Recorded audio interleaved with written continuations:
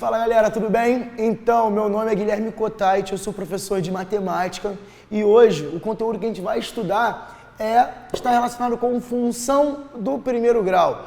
A gente vai coletar aquele conteúdo que a gente viu em equação do primeiro grau e vai representar isso de uma forma um pouco mais visual.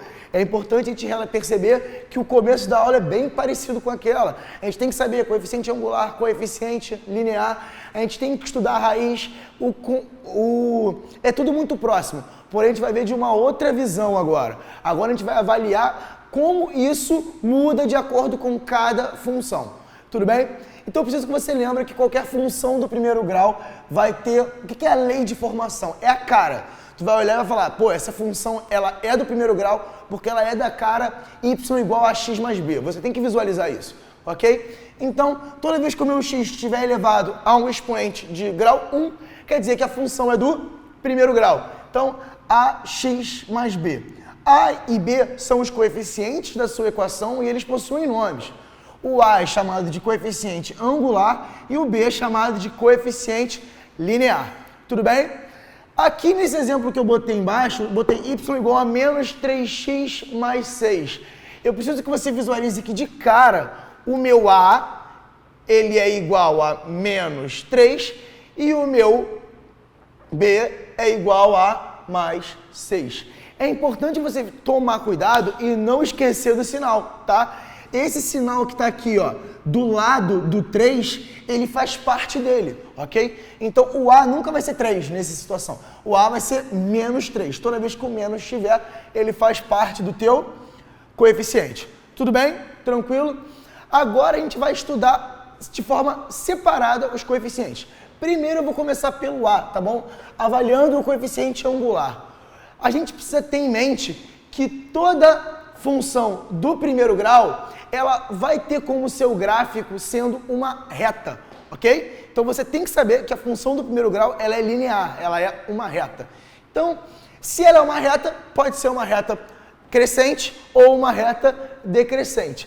Aqui eu botei duas funções diferentes do primeiro grau, duas retas. É importante lembrar os detalhes do plano cartesiano, né? Eixo x horizontal, eixo y vertical. O eixo y também é chamado de eixo das ordenadas. O eixo x também é chamado de eixo das abscissas, ok? Então essas informações são importantes, aqui é a nossa origem. O que eu preciso que você saiba é, o a, ele sempre tem que ser diferente de zero.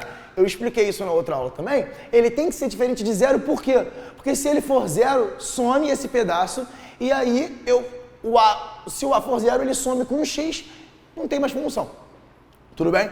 Então, aqui, se ele não pode ser zero, ou ele vai ser positivo, ou ele vai ser negativo. E em que isso implica?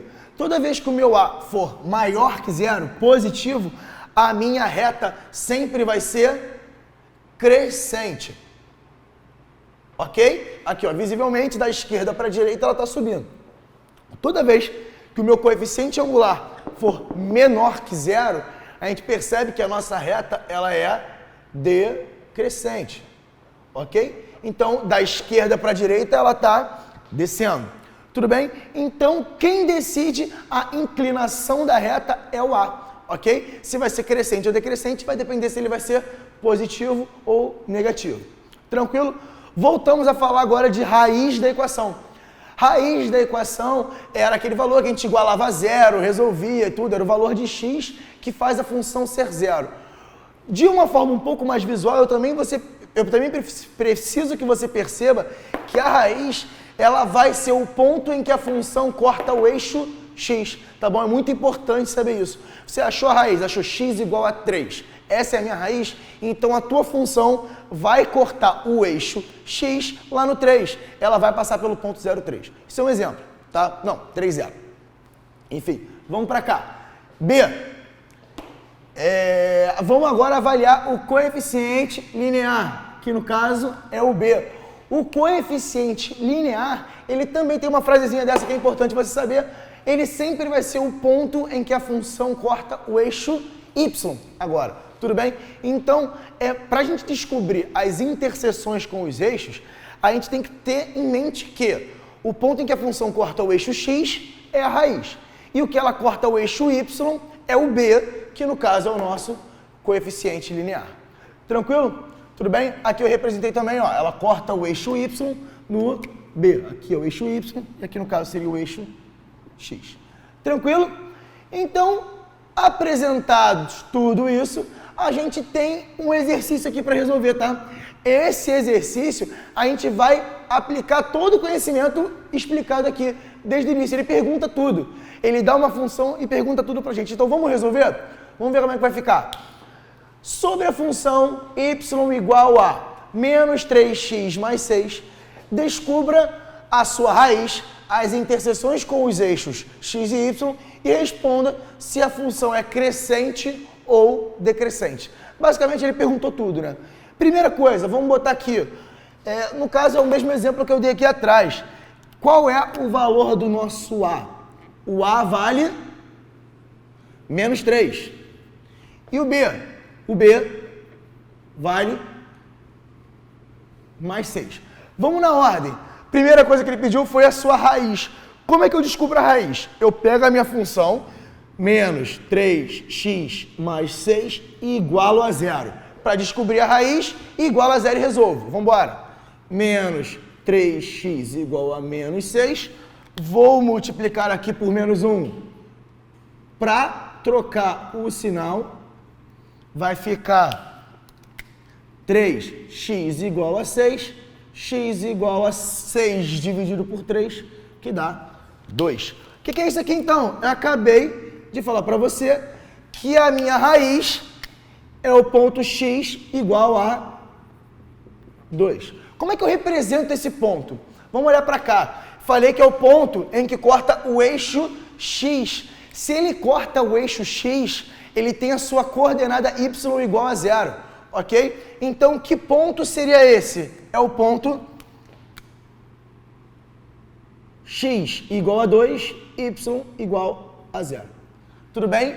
Essa daqui é a minha raiz. Você pode, se você fizesse isso aqui e falasse que a raiz é o 2, já era o suficiente. Eu só quis representar ele em formato de ponto. Ok? Tranquilo? Vamos para a próxima. Próxima pergunta que ele fez foi se a interseção com os eixos. Vamos pensar, vou botar aqui assim, ó. Vou botar eixo x e eixo y, a gente nem vai precisar fazer conta, porque já está tudo avaliado. Vou botar aqui, ó, eixo x e eixo. Vamos voltar para o conteúdo. O que eu falei para vocês? Qual era o ponto em que a função corta o eixo x? Está aqui, ó. A função corta o eixo x na raiz e eu já descobri que a minha raiz era 2. Então, qual é o ponto em que a função corta o eixo x? É o ponto 2, 0, que tem x igual a 2 e y igual a 0. Tudo bem? Agora vamos para a segunda parte. Ele perguntou o ponto em que a função corta o eixo y. Onde está isso? Aqui em cima. Eu falei para vocês que o coeficiente linear, o b, é o ponto em que a função corta o eixo y. Então, olha para cá. Qual é o valor do nosso b? O nosso b é mais 6. Então, eu vou ter qualquer ponto que está no eixo y, ele possui x igual a 0. Então, eu vou ter, vai ser o ponto x igual a 0, y igual a 6. Esse é o ponto em que a função corta o eixo y. Por último, ele pergunta mais uma coisinha. Ele vira para a gente e quer saber se a função é crescente ou decrescente. Quem decide isso? Quem decide isso é o coeficiente angular, é o A. Vamos olhar, qual é o valor do nosso A? O nosso A é menos 3. Se o meu A é menos 3, o meu A ele é menor que 0, concorda? Se ele é menor que 0, a gente sabe que vai dar uma função decrescente.